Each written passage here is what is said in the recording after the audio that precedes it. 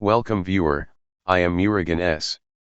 This video tutorial describes, fix set time zone automatically grayed out problem in Windows 11.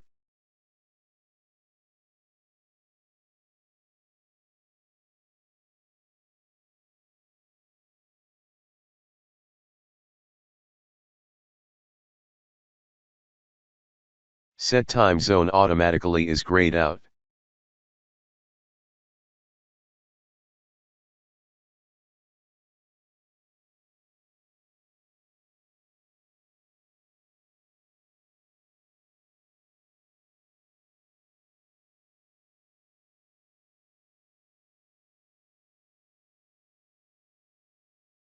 Click Privacy and Security.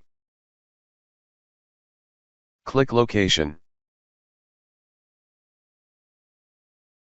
Turn on location services and also turn on mail and calendar.